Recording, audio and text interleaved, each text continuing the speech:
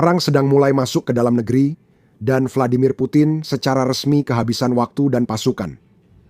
Untuk pertama kalinya sejak invasi dimulai, perubahan yang sangat buruk sedang terjadi di garis depan, dan Kremlin sangat ketakutan dengan apa yang akan terjadi ketika publik Rusia mengetahuinya. Penaklukan tanpa makna ini akhirnya menguras keuangan negara, namun alih-alih berhenti, Putin justru menjadi sangat kejam demi mencari lebih banyak orang untuk dijadikan tumbal dalam perangnya. Putin menjerumuskan seluruh negeri ke dalam kegelapan digital total, tapi rencananya sudah berbalik menyerangnya sendiri. Alasan resmi yang baru saja diberikan Kremlin untuk pemadaman digital ini sangat munafik, sehingga bahkan politisi setia pun kini secara terbuka berbalik melawan rezim tersebut. Keluarga-keluarga benar-benar terputus dari garis depan, dan warga dipaksa masuk ke dalam perangkap distopia. Rasa takut, marah, dan pengkhianatan inilah yang membuat orang Rusia akhirnya angkat bicara, membuktikan bahwa perang Putin sekarang adalah perang melawan rakyatnya sendiri. Retakan dalam narasi Kremlin semakin melebar setiap harinya, dan cerita kita dimulai tepat pada saat hidup mereka hancur berantakan. Jadi begini, Kremlin baru saja dipaksa untuk mengumumkan bahwa mereka tidak akan melarang Telegram untuk para tentara, tetapi untuk warga sipil, Telegram tetap akan dilarang. Alasan perubahan sikap ini cukup sederhana. Kremlin sekarang mengakui bahwa para tentara di garis depan membutuhkan Telegram untuk koordinasi. Tapi setelah perubahan keputusan ini, penjelasan resmi yang diberikan Kremlin tentang alasan mereka melarang Telegram sejak awal jadi sama sekali tidak masuk akal. Dengarkan saja. Keamanan informasi merupakan aspek utama dalam persaingan Amerika Serikat dan negara-negara NATO. Sepertinya kita tidak bisa berbuat lain di sini. Saya tahu ini merepotkan banyak orang termasuk saya, karena saya juga punya saluran Telegram yang dibaca orang. Namun tetap ada tuntutan zaman dan ancaman keamanan informasi. Mungkin kita perlu merespons. Apakah Anda sedang pindah ke Max atau sudah di Max? Saya sudah di Max. Saya punya saluran di Max. Dan pada dasarnya, sekarang saya melakukan semua korespondensi kerja saya di Max. Apakah ini menakutkan bagi Anda? Bagi saya tidak menakutkan. Anda lihat, Rusia mengklaim ingin melarang Telegram karena NATO memata-matai tentara Rusia lewat aplikasi itu, membaca pesan dan melacak gerakan mereka. Tapi tunggu dulu. Jika NATO bisa memata-matai melalui Telegram, mengapa para tentara masih diizinkan menggunakannya dan aplikasinya hanya dilarang untuk warga sipil? Logikanya tidak masuk akal. Jika Telegram benar-benar sudah disusupi, komunikasi militer Rusia akan menjadi hal pertama yang ditutup, bukan yang terakhir. Rusia menilai NATO masih memata-matai lewat Telegram. Namun, tentara boleh menggunakannya, bukan warga sipil demi melindungi warga sipil. Putin melarang aplikasi itu, tapi itu tidak masuk akal, kecuali alasan sebenarnya dari pelarangan tersebut sama sekali tidak ada hubungannya dengan NATO. Begini, jika kita menggali lebih dalam ke statistik Kremlin sendiri, angka yang mereka terbitkan setiap bulan, kita akan menemukan apa sebenarnya masalah ini.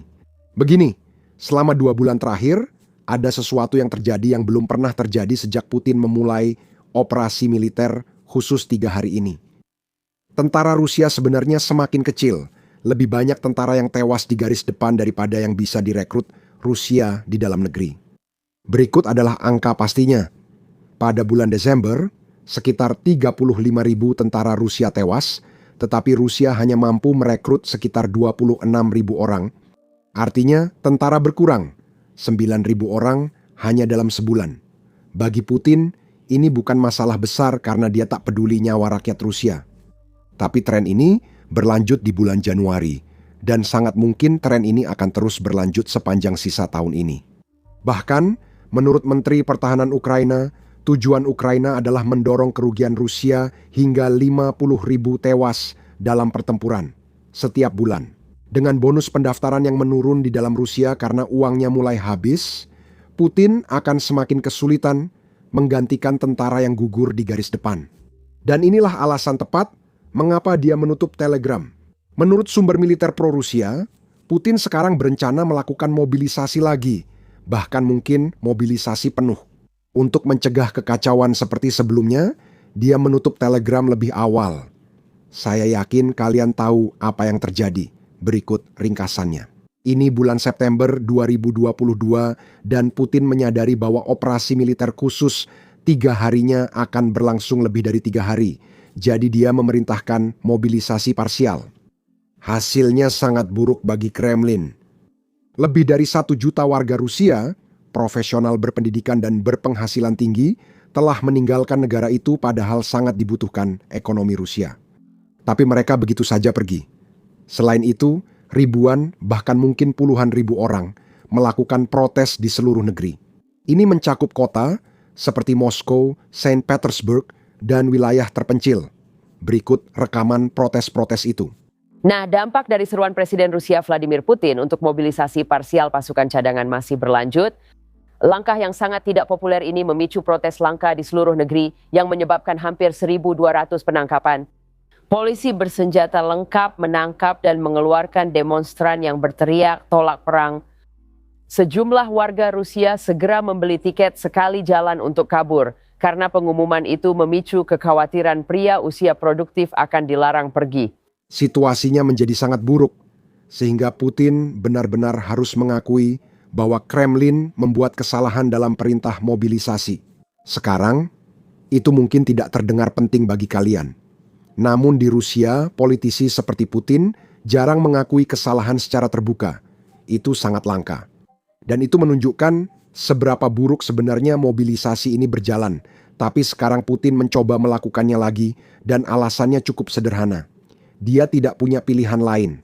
Tentara Rusia terjebak di garis depan. Putin berjanji pada bulan Oktober lalu bahwa mereka akan merebut Pokrovsk. Sekarang sudah bulan Februari dan itu masih belum terjadi. Rusia kehilangan puluhan ribu tentara setiap bulannya dan Putin membutuhkan lebih banyak orang. Tapi ekonomi Rusia memang tidak punya kapasitas untuk terus membayar jutaan rubel dalam bentuk bonus. Hanya demi membuat orang mendaftar untuk mati di garis depan. Itulah sebabnya bonus turun, tapi korban terus bertambah. Satu-satunya pilihan yang tersisa adalah mobilisasi paksa, karena itu dia sudah bersiap sejak lama. Tutup Telegram, pertama-tama, cegah orang-orang mengorganisir protes, lalu umumkan mobilisasi saat orang-orang tidak bisa melawan. Tapi orang Rusia tidak bodoh. Mereka melihat apa yang terjadi dan mereka melawan secara terbuka. Putin ingin semua orang pindah ke Max, aplikasi pesan instan milik negara yang dibuat Dinas Keamanan Rusia. Dia mengklaim aplikasi ini sangat aman dan tidak bisa diretas. Tapi beginilah reaksi orang Rusia biasa. Ini dari wawancara jalanan di TikTok Rusia. Max, tidak mungkin, sama sekali tidak. Hanya akan pindah ke Max kalau sudah di dalam peti mati. Ini benar-benar omong kosong. Data sedang bocor, tidak ada perlindungan sama sekali. Jadi intinya anak kelas 5 SD saja yang sudah menguasai, entahlah, bisa meretas kamu. Mengerikan, tidak menyenangkan, Max. Kami tidak akan pindah karena itu war mata-mata. Dan kami tak mau terlibat. Apa yang akan kamu lakukan selanjutnya? Apakah ada cara untuk mengatasi perlambatan ini? Pakai merpati? Yize, apakah kau tetap menggunakannya agar saya tetap lanjut? Dan jika benar-benar diblokir, apakah kamu mempertimbangkan untuk beralih ke Max misalnya? Siapa juga menggunakan Max dan itu tidak akan diblokir. Ya, Max jelas tidak langsung menentangnya. Apakah kamu masih menggunakan Telegram? Iya. Sebisa mungkin. Nggak ada video untuk saat ini. hanya pesan. Tentu saja, Saya akan lanjutkan. Apakah ini menyebabkan kelelahan moral? Ya, sangat besar, sangat besar. Saya yakin ini adalah usaha menyensor informasi agar hanya ada satu sumber, seperti Max, satu saluran Telegram yang memberi informasi menguntungkan negara. Saya percaya, ya begitu saja, tapi ada VPN, ada proxy. Saya punya banyak kenalan di garis depan, dan mereka sangat tidak suka pemblokiran ini. Itu saja yang bisa saya sampaikan. Недовольны этой блокировкой. Вот. Apa rencana Anda selanjutnya? Apakah akan tetap memakai Telegram atau pindah ke Max? Saya tidak akan pindah ke Max. Saya tetap pakai Telegram dan menggunakan VPN berbayar. Sekarang semua baik-baik saja. bagian terakhir itu sangat penting. Jutaan keluarga memiliki tentara di garis depan. Satu-satunya cara mereka bisa tetap berkomunikasi adalah melalui Telegram. Putin kini memaksa warga sipil meninggalkan Telegram, sementara tentara masih boleh memakainya. Lalu, bagaimana keluarga berkomunikasi dengan orang tercinta yang berjuang di Ukraina? Mereka tidak bisa, itulah sebabnya banyak orang Rusia marah. Bahkan politisi Rusia secara terbuka mengkritik larangan ini karena alasan tersebut. Ini anggota parlemen Rusia yang menjelaskan seberapa buruk hal ini akan menjadi bumerang. Dengarkan, siapa yang melakukannya? Siapa yang melambat? Telegram? Pergilah ke garis depan, bergabunglah dengan operasi militer khusus bersama para pria yang menumpahkan darah mereka. Ini satu-satunya cara mereka terhubung dengan keluarga dan orang-orang tercinta. Apa yang kalian lakukan? Bodoh? Saya menyebut sesuatu dengan nama yang sebenarnya. Kalian memang bodoh. Apa yang kalian lakukan? Orang-orang mengumpulkan uang untuk operasi militer khusus melalui Telegram. Bagi banyak orang, satu-satunya cara berkomunikasi dengan keluarga dan orang tercinta adalah melalui Telegram. Max memang aplikasi pesan yang bagus, tapi sebaiknya biarkan orang memilih sendiri apa yang ingin mereka gunakan. Apakah mereka memilih sendiri? Dan saya ingin mengatakan lagi, mereka yang melakukan ini adalah bajingan. Orang-orang di sana mati untuk Rusia, untuk dunia Rusia. Dan apa yang kalian lakukan? Sadarlah kalian. Ini bukan seorang tokoh oposisi, ini adalah anggota pemerintahan Putin sendiri yang mengatakan bahwa ini adalah bencana. Jadi, bagaimana tanggapan Kremlin terhadap semua ini? Nah, mereka memerintahkan para propagandis mereka untuk membingkai larangan ini sebagai sesuatu yang positif, membingkainya sebagai pemerintah yang melindungi masyarakat. Dengarkan perintah baru yang dikirim ke TV pemerintah Rusia. Ayo kita hilangkan ilusi. Tidak, sungguh. Saya sudah membaca semua ungkapan kemarahan dan keresahan tentang Telegram mereka, tentang kenyamanan, dan kenyamananku tentang dampaknya. Di garis depan, Rasanya seperti ada di garis depan. apa masalah dengan Telegram? Hanya ada satu, apakah Telegram nyaman digunakan? Sangat nyaman. Apakah aku menyukainya? Ya, aku menyukainya. Kamu harus mematuhi hukum. Kamu tahu dong betapa aku sangat menyukai GPS. Itu benar-benar luar biasa.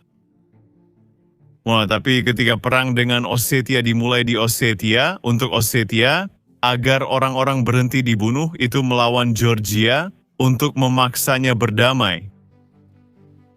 Orang Amerika langsung mematikan GPS. Mereka juga membocorkan lokasi kami. Dan ini bukan pertama kalinya Putin melumpuhkan negaranya sendiri atas nama keamanan. Dia juga telah mematikan GPS di semua kota Rusia, termasuk Moskow dan Saint Petersburg. Dia mengklaim bahwa orang-orang Ukraina menggunakan GPS untuk mengarahkan drone ke kilang dan depot-depot minyak. Kini orang Rusia kesulitan bernavigasi di kota sendiri dan mereka tidak senang. Ini salah satu klip paling viral di media sosial Rusia saat ini. Saya sudah menunjukkan ini kepada kalian beberapa bulan yang lalu, tapi kalau kalian melewatkannya, ini layak untuk dilihat lagi. Ini dia. Intinya, mereka bikin video seperti, aku nggak bisa nyetir, jadi aku nyetir sampai ke pintu. Sial, hari ini aku ada rapat dan sudah berdandan rapi. Aku sangat beruntung bisa bertemu denganmu. Aku sangat beruntung memilikinya. Aku nggak bisa ke sana karena navigator ini tidak berfungsi di pusat kota. Dan menurutmu bagaimana? Aku sudah muter-muter di sekitar Kremlin 1 jam, tapi belum bisa ke tempat yang aku tuju. Dan aku benar-benar nggak bisa, balik lagi aku nggak bisa. Jadi kamu ngerti kan, aku bakal ke MKAD buat muter balik. Aku ingin memilikimu. Intinya, aku harus ke sana, tapi nggak tahu di mana beloknya jadi nggak bisa ke sana. Aku paham di pikiranku kalau mungkin aku harus belok ke kiri atau ke kanan. Karena, ya, memang nggak ada belokan yang jelas di Tverskaya. Kamu lihat sendiri, aku sudah muter-muter dan akhirnya tersesat. Ini benar-benar kacau. Aku baru saja nyetir selama 1 jam, supaya kamu tahu aku nggak melebih-lebihkan. Dan sekarang disinilah aku, sialan, nyetir menuju jalan lingkar Moskow. Aku bakal kabur aja di MKAD karena aku harus ke pusat Moskow. Tapi aku malah menuju jalan lingkar, karena aku nggak tahu di mana putar baliknya. Sial, sepertinya aku baru bisa ngerti semuanya di Kimki, karena di Kimki aku bisa nyari jalan tanpa navigator. Aku bener-bener kesal, parah banget. Aku nggak bisa. Dia hanya tersinggung. Aku juga benar-benar tersinggung.